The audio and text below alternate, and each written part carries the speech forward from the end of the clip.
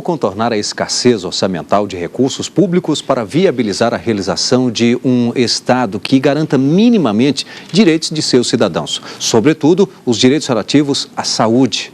O mestre em Ciências Jurídico-Econômicas pela Faculdade de Direito da Universidade de Lisboa, Rafael Arruda Oliveira, fez um estudo sobre esse assunto. E é o que vamos discutir hoje aqui no Academia. A promessa constitucional e os desafios da saúde pública, entre o constrangimento orçamentário e a vontade da Constituição. Dissertação elaborada como requisito parcial para obtenção de grau no mestrado científico em Ciências Jurídico-Econômicas da Faculdade de Direito da Universidade de Lisboa. O autor é Rafael Arruda Oliveira. Nossos convidados para debater o trabalho são Paulo Modesto, professor de Direito Administrativo da Universidade Federal da Bahia, também presidente do Instituto Brasileiro de Direito Público e integrante do Ministério Público da Bahia, e Augusto Teles, advogado constitucionalista. Quero aqui agradecê-los pela presença, por aceitar o convite da TV Justiça para participar do Academia de hoje. Claro, de forma não diferente também ao Rafael, nossos agradecimentos, e vamos conferir um resumo do trabalho. O estudo investiga a problemática que contrapõe, de um lado, as dificuldades econômico-financeiras do poder público e, de outro, a necessidade de direitos sociais básicos dos cidadãos, especialmente os relativos à saúde pública, serem prestados pelo Estado. Procura, ao final, apresentar soluções viáveis para a superação das situações de crise que impedem a plena realização do direito à saúde mediante análise das realidades portuguesa e brasileira. Bom, Rafael, eu gostaria que você falasse da metodologia utilizada para a elaboração do seu trabalho e também das dificuldades enfrentadas. Rimac, antes de mais nada, gostaria de agradecer a oportunidade e o convite a mim formulado para partilhar algumas impressões sobre este que foi o tema da minha investigação de mestrado. Bom, as dificuldades enfrentadas foram aquelas inerentes a qualquer investigação científica. O método utilizado foi o método técnico-científico, por meio de pesquisa bibliográfica, em que eu pretendi fazer um estudo, de certo modo, comparado entre as realidades portuguesa e brasileira. Bom, vamos conferir parte da bibliografia utilizada neste estudo. O setor privado nos serviços públicos de saúde. Autor Fernando Mânica, editora Fórum. Onde para o Estado? Políticas públicas em tempos de crise. Autoria coletiva. Coordenadores Renato Miguel do Carmo e João Rodrigues. Editora Nelson de Matos. QCG, Santé e Économie en Europe. Autora Beatriz Magnoni Dantignano. Editora Presse et Université de France. Bom, Rafael, de que forma cada uma dessas obras contribuiu para o seu trabalho? Bom, a primeira delas é a participação do setor privado nos serviços públicos de saúde, de autoria de Fernando Mânica, traça um importante quadro nacional a respeito da participação do setor privado no serviço de saúde e explora as possibilidades disso de acordo com o texto constitucional. É uma obra de relevo, foi uma obra de relevo para a elaboração de meu trabalho. A segunda obra é Políticas Públicas em Tempo de Crise, tem como autoria cientistas sociais portugueses das mais diversas áreas, e estes cientistas sociais procuram então investigar de que maneira pode o Estado atuar na realização de políticas públicas, tendo por pano de fundo uma crise do Estado social. E por fim, a obra Santé e Économie en Europe, de Beatriz Magnoni, é professora da Universidade de Paris 12, ela traça um paralelo importante sobre os vários sistemas de saúde no âmbito da União Europeia. Bom, queria que você então agora falasse do seu trabalho. Bom, é a grande problemática vivenciada aí pela grande maioria dos países, especialmente os países europeus, num momento em que se encontram confrontados pelas crises econômicas e financeiras. E o grande desafio é esse: como ofertar prestações de qualidade em saúde a um custo suportável pela sociedade. É um dilema também enfrentado pelo Brasil, porque os cuidados em saúde a cargo do poder público no país, todos sabem, e não é de nenhuma aspereza afirmar isso, são de péssima qualidade. E de que maneira, então, melhorar a qualidade, ou seja, obter ganhos de eficiência econômica e administrativa, sem que isso, no entanto, cause abalos à economia do país? Por uma razão muito simples: os recursos são escassos e as necessidades são sempre limitadas. Bom, nós vamos aqui a um rápido intervalo e em seguida estaremos de volta já na fase de debates no Academia. Até já. Estamos de volta com a Academia, hoje debatendo a dissertação de mestrado de Rafael Arruda Oliveira, a promessa constitucional e os desafios da saúde pública, entre o constrangimento orçamentário e a vontade da Constituição. Mas antes, vamos conferir as teses e dissertações que estão disponíveis no mercado editorial. Justiça Restaurativa e Paradigma Punitivo, de Marcelo Gonçalves Saliba, editora Juruá. Crimes da Ditadura Militar, de Roberto Lima Santos, Núria Fabres, editora. Biodireito e Dignidade da Pessoa Humana, diálogo entre a ciência e o direito. Coordenação, Elídia Correia, Gilberto Giacoia e Marcelo Conrado, editora Juruá. E para dar início ao debate, eu convido o professor Paulo Modesto. Professor. Obrigado pelo convite, agradeço também ao Dr. Rafael, registro desde logo que foi uma satisfação ler a sua dissertação, que trata de um tema que me é caro há muitos anos. É o tema que trata sobre prestação de serviços na área de saúde, em particular o sistema SUS, Sistema Único e Universal de Saúde, que no Brasil tem uma enorme relevância social. A minha indagação, para não ficar apenas em registros de elogios e de contentamento pela qualidade do trabalho, que tem uma linguagem clara, didática, que não oculta o pensamento do autor, é a de discutir o problema da prestação de serviços privados na área de saúde. Quando os particulares são convocados a trabalhar e prestar colaboração no Sistema Único de Saúde, sejam entidades particulares sem fins lucrativos, sejam até com fins lucrativos, elas passam também a sofrer incidência do direito público. Princípios gerais do SUS são aplicáveis, a prestação de contas é necessária dos recursos recebidos, mas elas devem, a rigor, para que haja de fato uma melhoria da qualidade, preservar a autonomia da iniciativa própria dos particulares, a capacidade de responder com rapidez e com qualidade às demandas. Isto não é possível se nós autarquizarmos as entidades, isto é, se transportarmos todo o direito público para essas entidades, se entendermos que essas entidades, ao prestarem serviços ao poder público, passam a substituir o Estado e todo o regime do Estado é aplicável a elas. Isto não lhe parece decorre de um conceito que você ainda utiliza, a de que essas contratações são concessões de serviço público?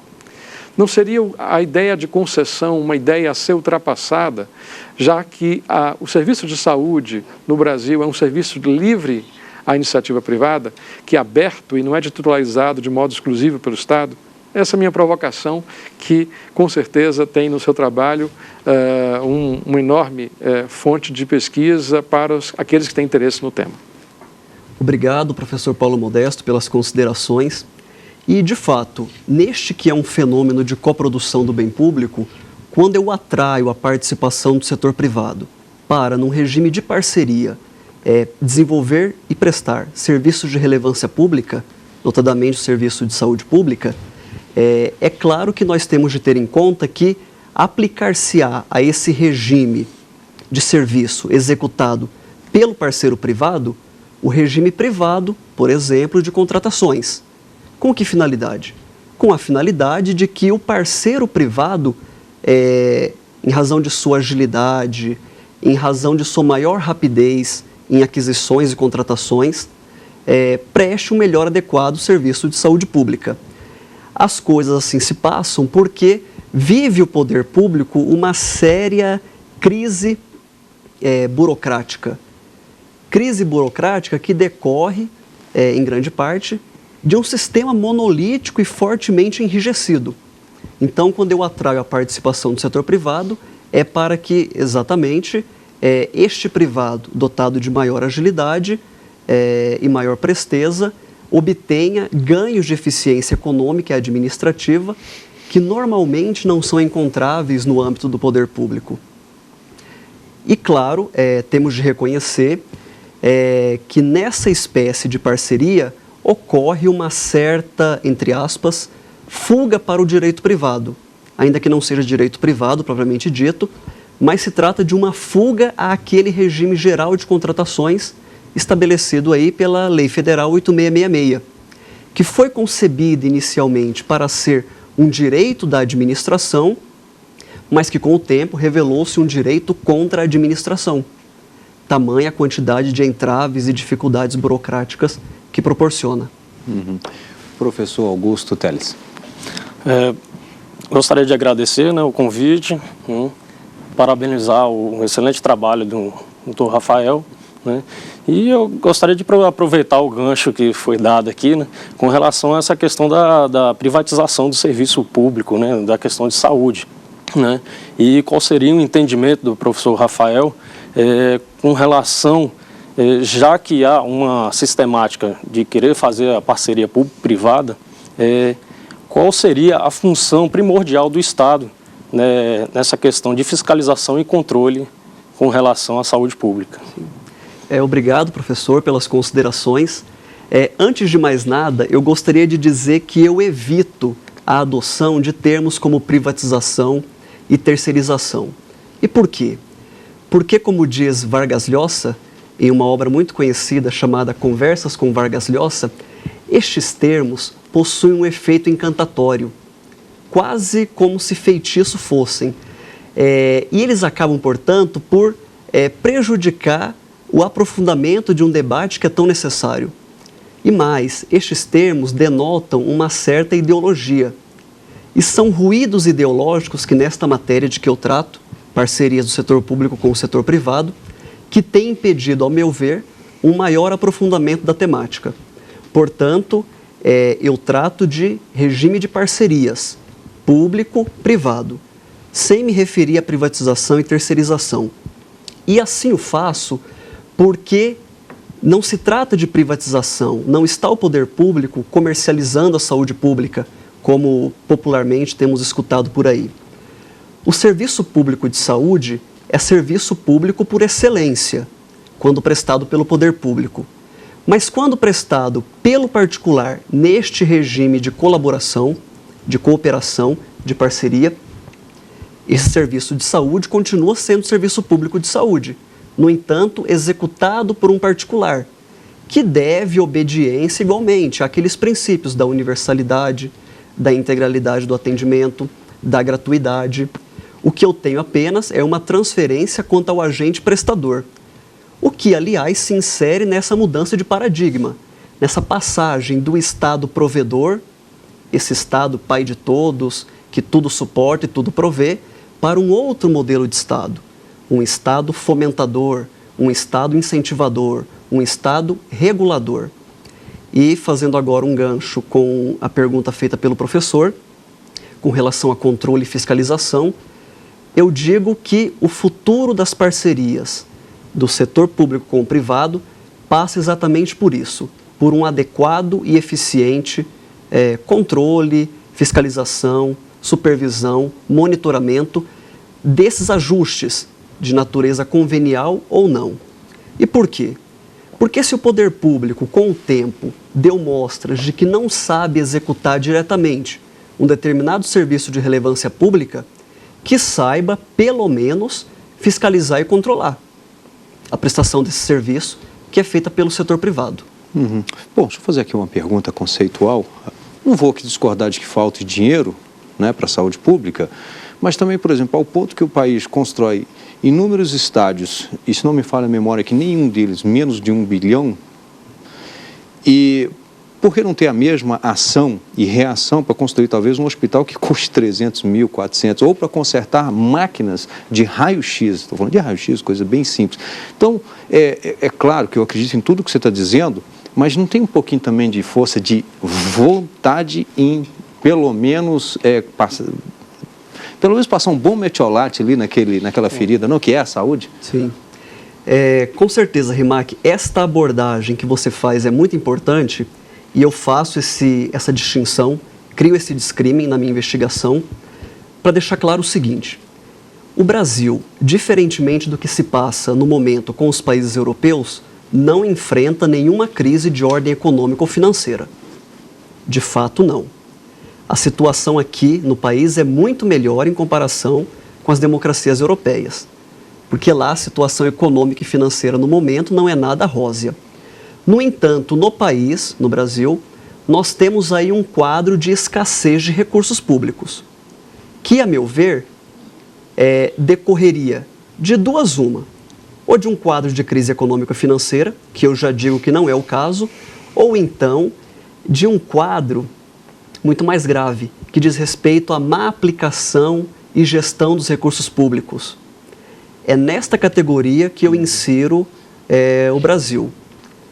Não temos, como eu falei, crise econômico-financeira, mas temos aí um quadro de escassez, que, a meu ver, tem decorrido de falta de planejamento público, de má gestão pública, de desídia administrativa, de corrupção, de má alocação, más escolhas. E aqui nós temos um problema de teoria da escolha pública, que na doutrina inglesa eles chamam de public choice.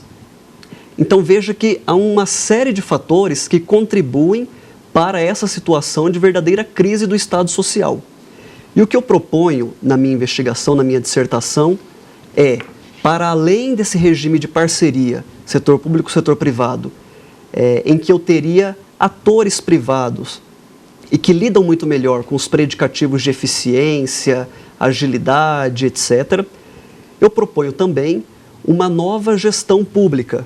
Isso não é novo, mas eu proponho um aprofundamento na modernização da atividade administrativa, o que também é conhecido pela expressão inglesa New Public Management, consistente basicamente numa expressão: profissionalizar a administração pública. Profissionalizar a administração pública para que preste adequadamente serviço de relevância social, como é o serviço de saúde pública, a um custo, como eu disse inicialmente, suportável pela sociedade. Professor Paulo. Os temas são importantíssimos. Aqui foi focado num tema que eu acho também relevante, é o problema da judicialização. Todos nós temos essa sensação de que os recursos públicos são mal empregados ou mal alocados no país.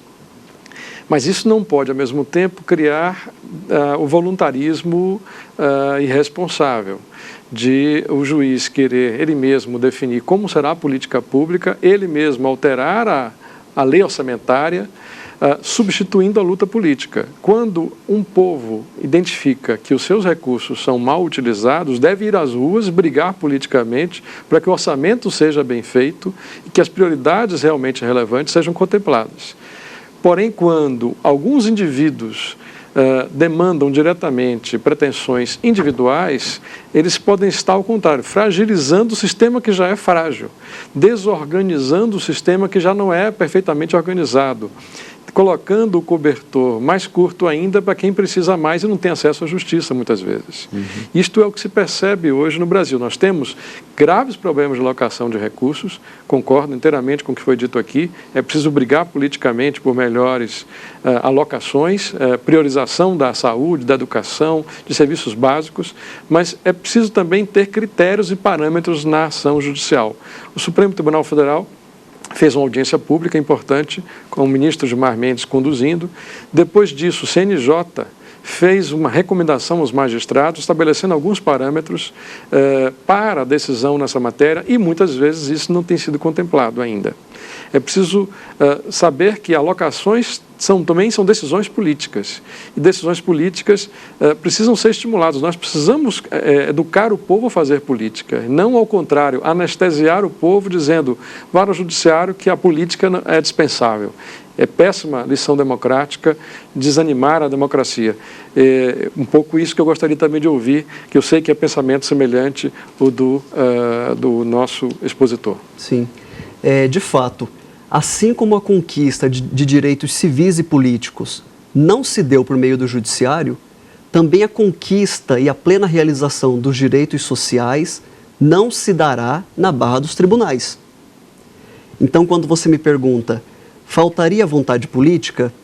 Em certo sentido, sim, porque, como bem disse o professor Paulo Modesto, por trás disso, escolhas foram feitas, e escolhas democráticas.